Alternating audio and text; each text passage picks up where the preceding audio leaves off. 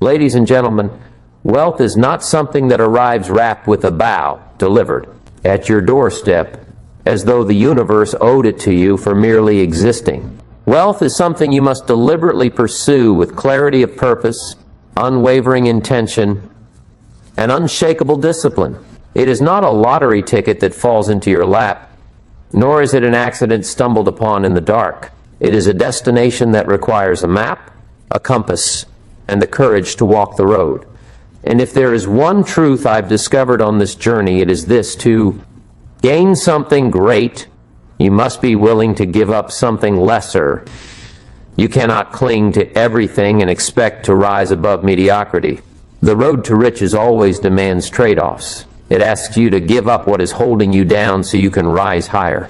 The question is not whether sacrifice will be required, but whether you will, or make it willingly or be forced into it by the weight of staying the same. Most people fear sacrifice because they confuse it with loss. They think of it as being stripped of joy, robbed of comfort, or denied something essential to their happiness. They picture themselves empty-handed, suffering, or deprived. But let me assure you, sacrifice is not about losing.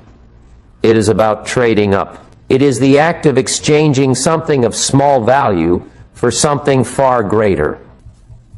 You are giving up pennies in order to collect dollars, surrendering fleeting comfort for lasting freedom, trading idle time for a life of abundance.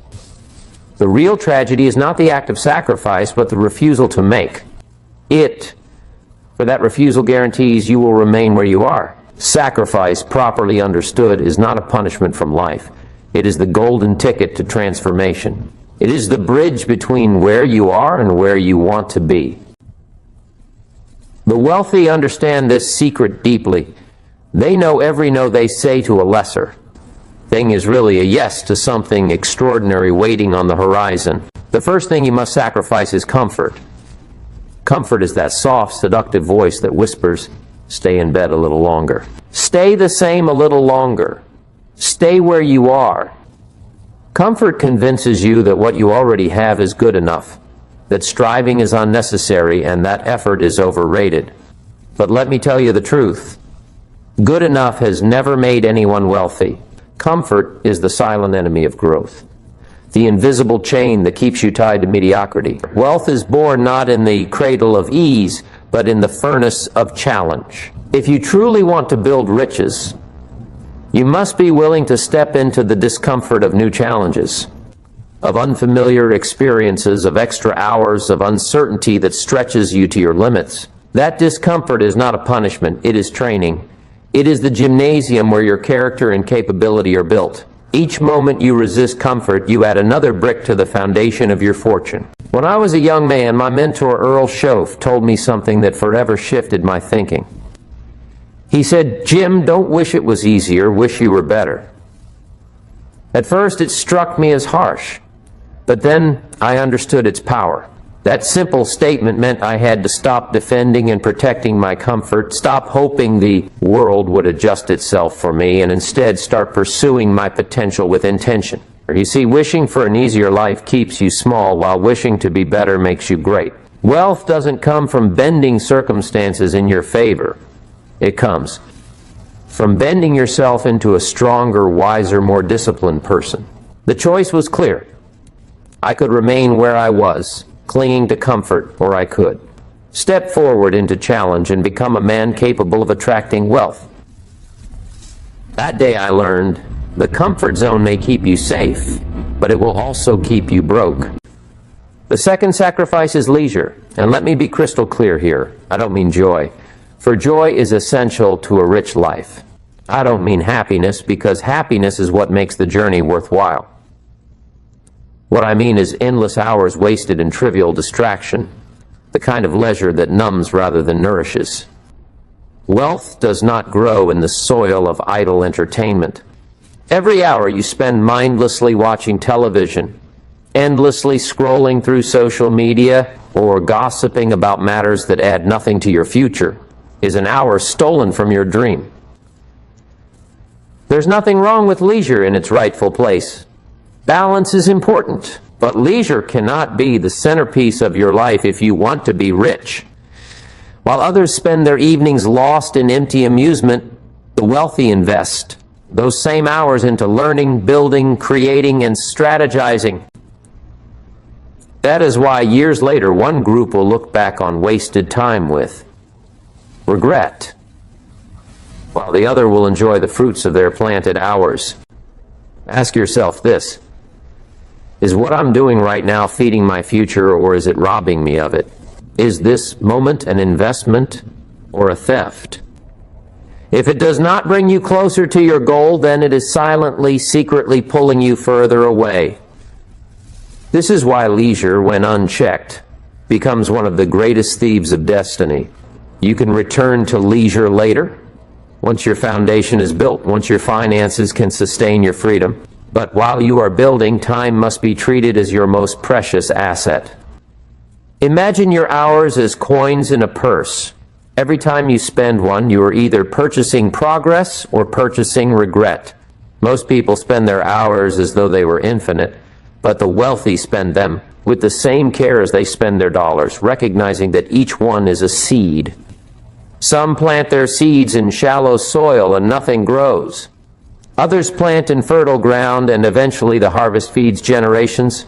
The third sacrifice is negative relationships. And this one, my friends, is often the hardest because relationships are personal, emotional, and sometimes deeply tied to family or long history. Yet here is the undeniable truth. You cannot fly with eagles if you insist on scratching the ground with turkeys. People around you will either lift you higher or hold you lower. They will either fuel your fire or drain your energy.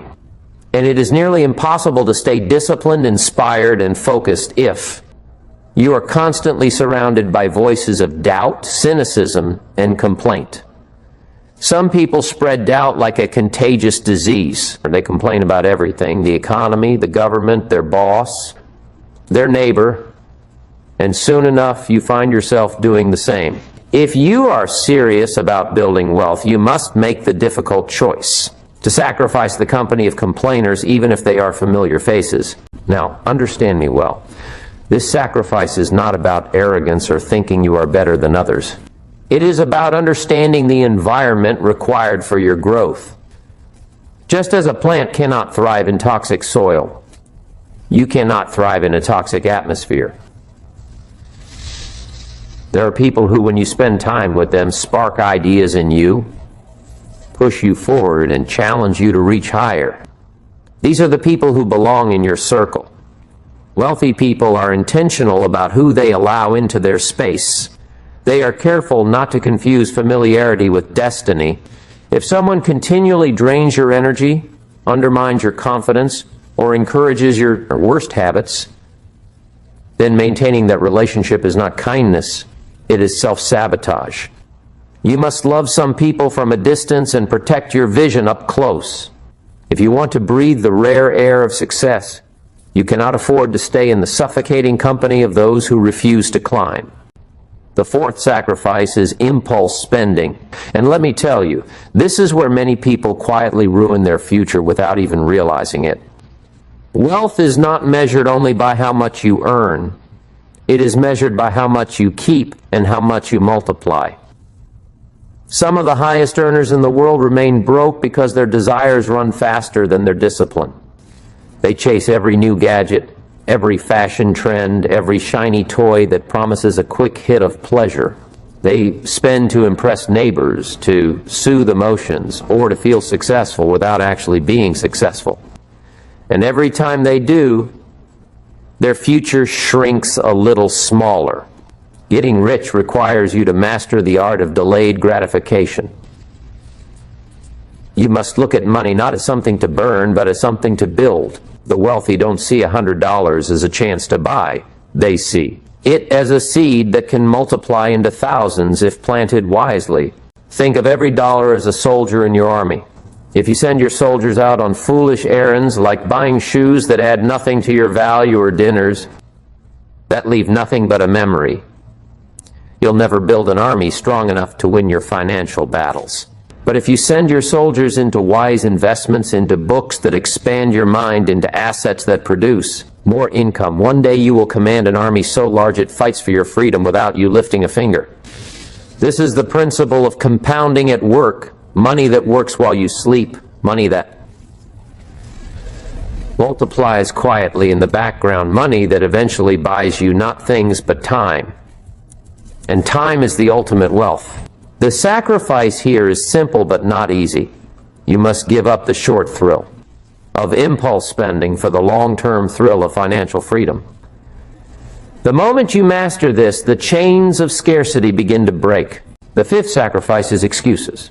And oh, how seductive excuses can be. They sound reasonable, they sound logical, they even sound compassionate toward yourself, but in reality they are poison to progress. Excuses will keep you poor because they absolve you of responsibility. They whisper it's not your fault, the system is unfair, your parents didn't set you up, your background holds you back, the world is stacked against you, you can't win. And while there may be truth in hardship, excuses take that hardship and use it as a permanent cage. They convince you that nothing is possible, so you stop trying. But here is the truth. The wealthy understand you may not control every circumstance, but you always control your response. You may not start rich, but you can choose whether you stay poor. Every time you reach for an excuse, you are putting down the very tools that could build your fortune. The wealthy do not live on excuses. They live on responsibility. They say, if I don't know, I will learn. If I don't have, I will create. If I stumble, I will rise again. They refuse to outsource their destiny to luck, politics, or circumstances.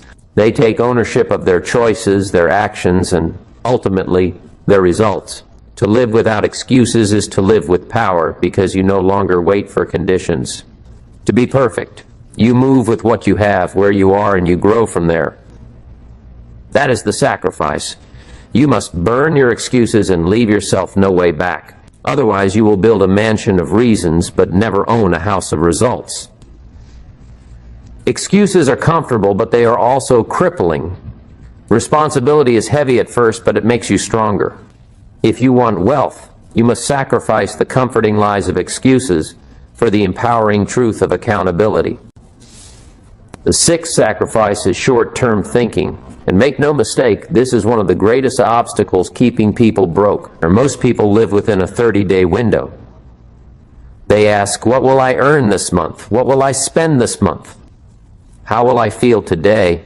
They structure their entire lives around immediate gratification, instant pleasure, and the avoidance of discomfort in the moment. But wealth, real wealth, belongs to those who stretch their vision far beyond 30 days. Short-term thinkers chase pleasure, while long-term thinkers build freedom. A paycheck-to-paycheck mentality will never produce abundance. To become wealthy, you must begin to think in terms of years, even decades, not hours or days. The wealthy understand that the actions of today must serve the future of tomorrow, and the future of tomorrow must serve the legacy of generations. When you sacrifice short-term thinking, you begin asking different questions. You stop asking, what feels good right now? And you begin asking, how will this decision shape my life 5 years from now? 10 years from now? Instead of buying clothes that fade, you buy stocks that grow. Instead of chasing every distraction, you build skills that pay you for life. Instead of measuring success by today's applause, you measure it by tomorrow's freedom. This is how fortunes are built. Not in weeks, not even in single years, but in decades of consistent, disciplined, compounding choices. Wealthy people know that the money they plant today may not blossom immediately, but in time it creates a harvest too great to measure. The sacrifice, then, is the willingness to delay the sweetness of today in exchange for the security of tomorrow. It is refusing to eat your seed so you can one day enjoy a forest. Short-term thinking also blinds you to opportunities that require patience. Many people quit just before their breakthrough because they cannot endure the season of waiting. Or they start a business, but when profit doesn't arrive in the first few months, they quit. They begin investing, but when the returns aren't instant, they sell. They attempt to master a skill, but when the results are slow, they give up. Wealth is not built by those who sprint for weeks. It is built by those who run with endurance for years. The sacrifice, therefore, is not merely giving up immediate pleasures, but giving up the mindset that demands immediate results. You must be willing to pay now and play later. This is why so few truly become wealthy, because most people would rather play now and pay later,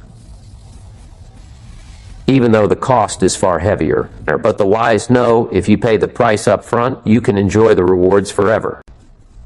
Understand this. Long-term vision is the compass of the wealthy. It guides their daily steps, it disciplines their habits, and it keeps them steady when storms come. Those who live only for today will always be at the mercy of today, its problems, its shortages, its unpredictability. But those who build for tomorrow rise above today because they are building something that lasts beyond the moment. To sacrifice short-term thinking is to step into the perspective of builders, not consumers. Builders sacrifice the moment for the monument. They are willing to endure years of invisible labor for the sake of a visible legacy. If you want wealth, you must join them.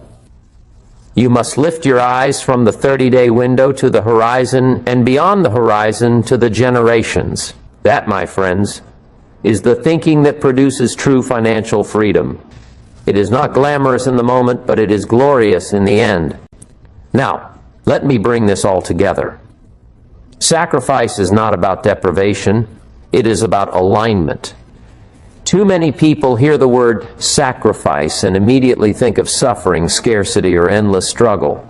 But in truth, sacrifice is simply the act of clearing away what doesn't serve you so you can make room for what does. When you give up what is small, you create space for what is great. When you stop feeding what weakens you, you strengthen what will sustain you. When you stop clinging to what is cheap, you open your hands to receive what is priceless. Sacrifice is not a cruel demand. It is a wise exchange. It is the recognition that you cannot hold on to both mediocrity and greatness at the same time. If you want the extraordinary, you must release the ordinary. Every wealthy person you admire already knows this truth. They live by it, practice it, and repeat it daily until it becomes second nature. Every wealthy person you admire has already walked this road of sacrifice. They have sacrificed comfort for growth, choosing discipline over ease. They have sacrificed leisure for discipline, using their evenings and mornings to build rather than to waste. They have sacrificed bad company for inspiring company, refusing to let their environment poison their ambition. They have sacrificed spending for investing, treating every dollar as a soldier to be deployed with purpose. They have sacrificed excuses for responsibility, taking full ownership of their lives and refusing to be victims of circumstance. And they have sacrificed short-term thinking for long-term vision, understanding that true wealth is built not in days but in decades. These are not optional sacrifices. They are the admission price to the world of abundance. You cannot skip them and expect to arrive at prosperity. They are the toll gates that separate the road of the many from the road of the few. Does it sting sometimes? Of course it does. Sacrifice is not meant to feel comfortable in the moment. It stretches you. It challenges you. It forces you to part with things. You once leaned on, but here's the question you must ask yourself. What stings more? The pain of sacrifice or the pain of regret? The pain of sacrifice is temporary. It fades as you grow stronger and as the rewards begin to appear. The pain of regret, however, is permanent. It lingers in your heart, whispering what could have been, what you should have done, what you missed because you chose comfort over courage.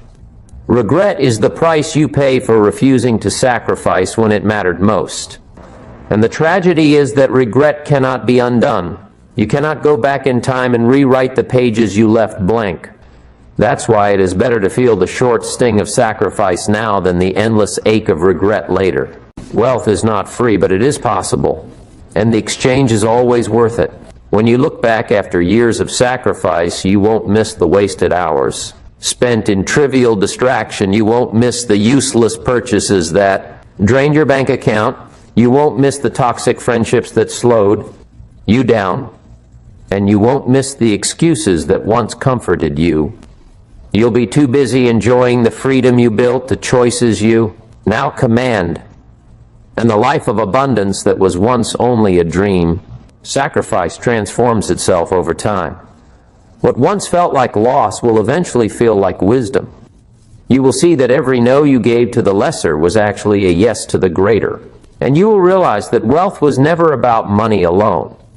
It was about who you became in the process. The man or woman who emerges on the other side of sacrifice is stronger, wiser, and freer than the one who began. So I leave you with this challenge. Take inventory of your life right now. Look closely and ask yourself, what must I sacrifice? What comfort is holding me back from growth? What distraction is stealing my hours? What excuse am I clinging to that shields me from responsibility? What habit is keeping me poor while pretending to keep me safe? Be honest with yourself, ruthlessly honest, because your future depends on it. The dream you hold in your heart is worth more than the cheap comforts you are tempted to keep. Be willing to let go. Be willing to trade up. Be willing to walk away from the ordinary to embrace the extraordinary. Remember, you cannot pour new wine into an old wineskin. You cannot build a skyscraper on a foundation designed for a cottage. You cannot live rich while clinging to the habits of the poor. Your sacrifice is the seed of your breakthrough. Remember, success is not so much about what you add. It is about what you are willing to let go of. The seed does not grow until it breaks. The caterpillar does not fly until it sheds its skin. And you will not be rich until you release what is keeping you poor. That, my friends, is the real meaning of sacrifice. It is not loss. It is not suffering. It is the art of trading up, trading the lesser for the greater, the temporary for the eternal, the ordinary for the extraordinary. This is the hidden law of wealth. Every palace is built on the ashes of something that was surrendered. The question is, will you pay the price? If you are willing, then one day you will look around and realize that you are living in the palace that sacrifice built, a life of freedom, abundance, and purpose. And in that moment, you will thank yourself for every sacrifice you made, because the exchange was more than worth it.